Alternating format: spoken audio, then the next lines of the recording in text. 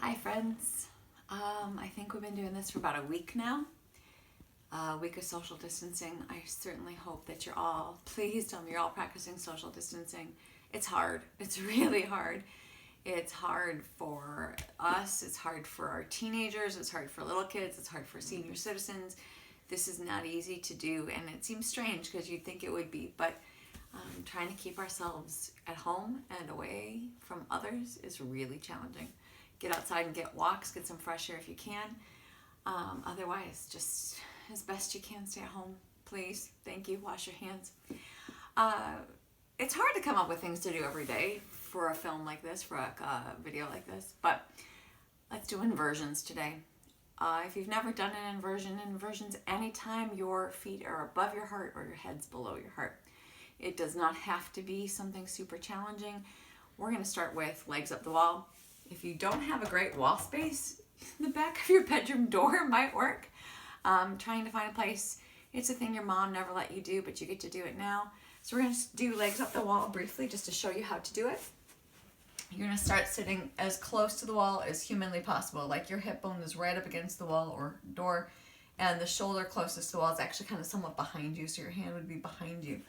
And then you're going to turn so that you're right up against the door or the wall. Your bind's right up against it. The exception being, like my husband, his hamstrings are super, super tight, so it's not comfortable for him to be right up against it, so he'd need a little bit of space between his backside and the door of the wall. And then your legs come up, arms come down. You're trying to keep your shoulders low. You tuck in your chin. You can close your eyes. You don't have to. And then you try to not let your mind wander. That's probably the hard part, right? Of just staying here, breathing deep, those nice deep breaths. You could do the 4, 7, 8 breaths. You could do Ujjayi breath, which is ocean breath.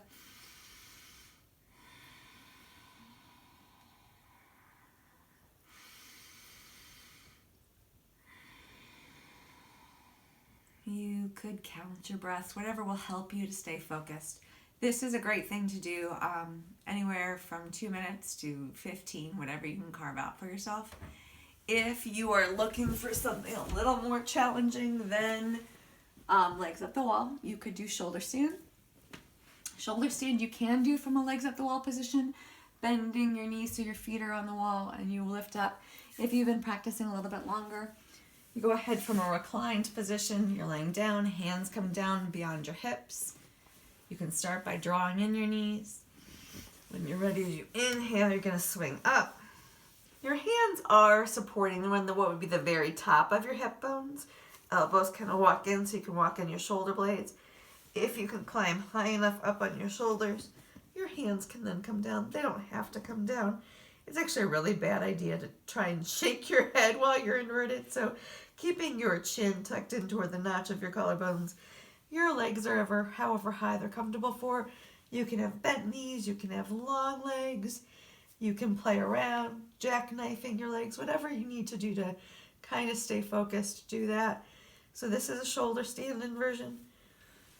As you exhale, let your legs come down and come on back up. Those of you who've been practicing longer, you can do handstands in doorways if you're really looking to do that. You're looking to start into headstand. Tripod's always a good one to do. You're welcome to come into tripod. For those of you, it's like what you did for a headstand when you were a kid. Hands are more or less in line with your shoulders. It's actually kind of nice if you can double up your mat a little bit. Forehead, or your head, the crown of your head comes down, not your forehead, the crown of your head. I have a lot of hair, so I'm always futzing to make sure my hair is not getting pulled or anything like that. You come down, tuck your toes underneath you, and you walk your legs in so that your knees can come and rest on your triceps. And this is tripod pose, and you're welcome to do that. And if you're comfortable in tripod, you can take the feet all the way up and extend it a headstand. That's usually best if you're new to it to do it right up against the wall. That way you don't worry about falling over. So do some inversions today, folks. Get a new point of view, a little new perspective. Stay safe, stay well. We'll see you soon, I hope. Namaste.